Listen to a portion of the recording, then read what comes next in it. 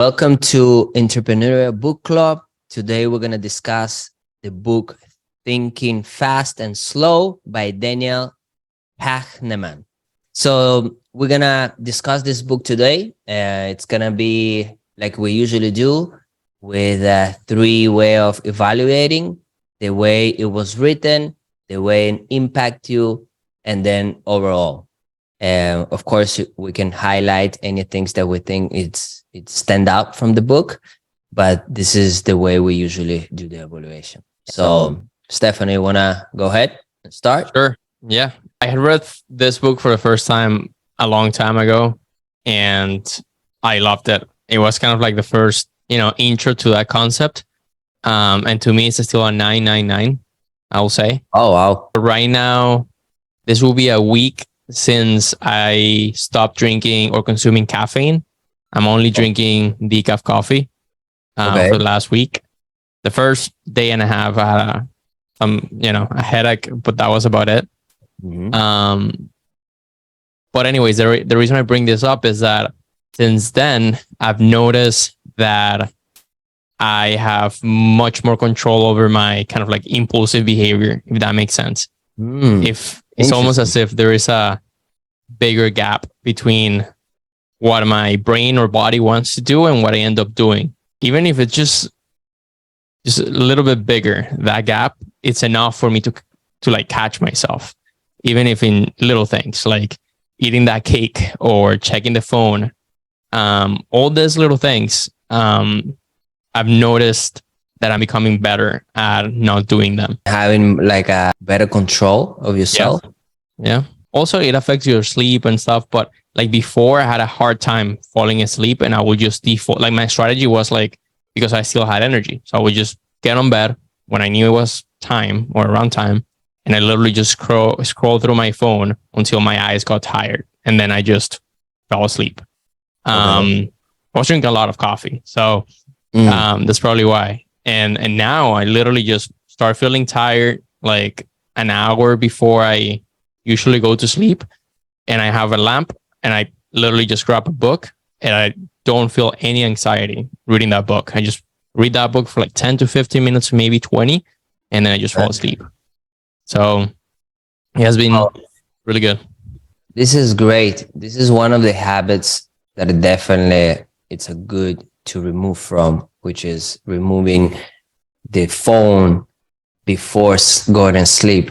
I have done that for a while now. Like in the beginning, when you wake up, try to not look at the phone. I might put some music if I'm at the gym, but I'm not like actually going to social media.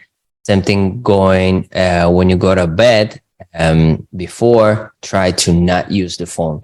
I don't use the phone at all before going to bed. Sometimes I watch TV.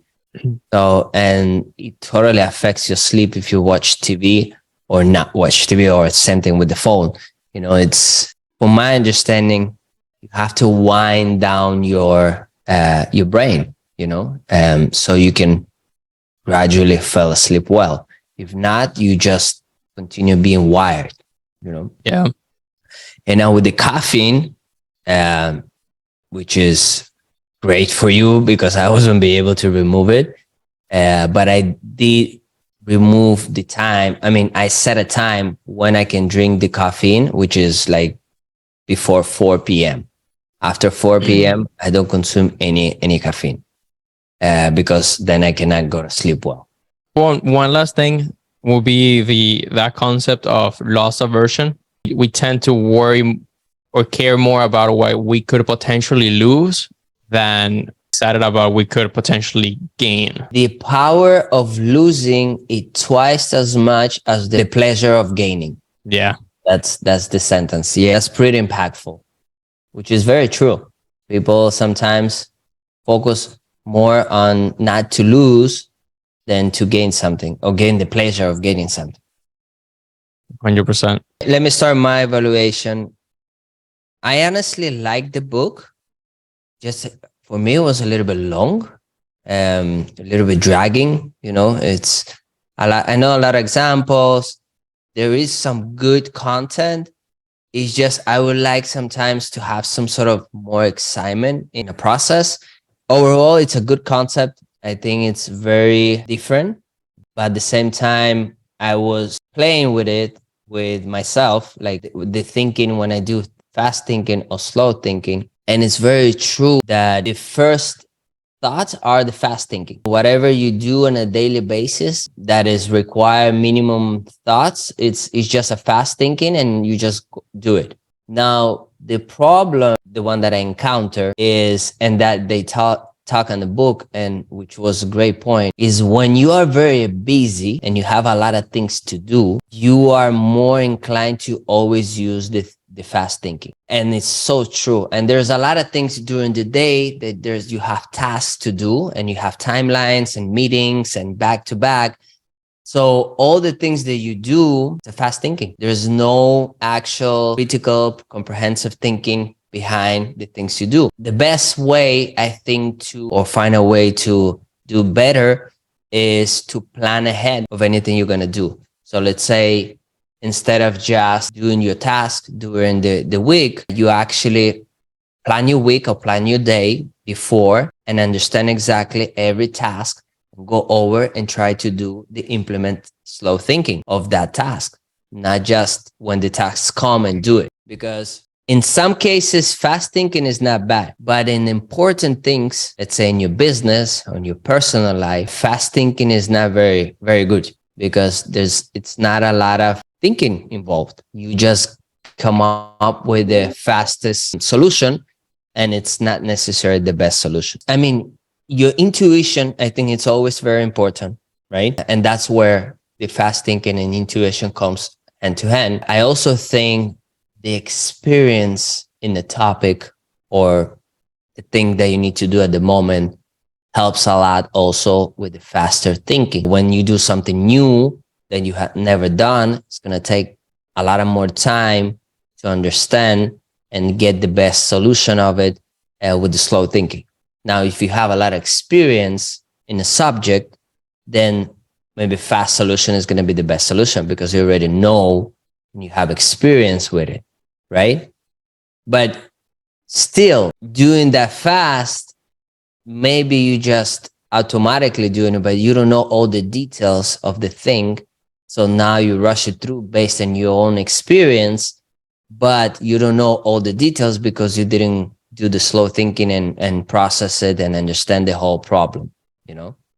Correct. Yeah. Again, it's very depends, on what you do, what's the task, what the problem is, how complicated, how important the problem is. Okay. Yeah. There is some things, it's just they're not worth it, sitting and do the slow thinking for it. It's just not worth it, but there is some things which that's where the slow thinking comes. What really matters, what really matters in your business, what really matters in your personal life. Again, you can use it in a both sense, or he uses a lot in investing, where when you do investments, it takes slow thinking. You don't want to invest in something really fast. Like Stefano, that we just talked about it, the property. You don't buy property fast. Oh, I wanted this one. That's it. No, you have to slow think. You have to process. You need to do your numbers. You need to feel it to see if it's worth it, if you like it, if it makes sense, the location is good. It takes time. It's an important decision. Yeah. Again, for some people who maybe done it 100 times, for them it's a little bit easier and they may do faster. But still, I still think there's some things that just gonna take time regardless of how much experience you have. For me, the biggest point from the book is, and I catch myself so many times, to when the things are, when you're busy, make sure you don't do the fast thinking and everything you do. You're going to make a lot of mistakes, and there's going to be a lot of things that you regret, but then you're like, no, I made a decision. Now I had to deal with the problem.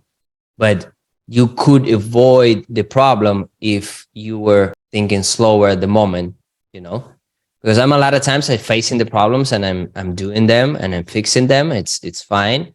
But again, you can avoid some problems if you were maybe had some slower process of thinking in doing some things. I would give, my evaluation would be 8, 8, and 8. A lot of information, some complicated words. So yeah, that's the only thing that it's but the concept is unique.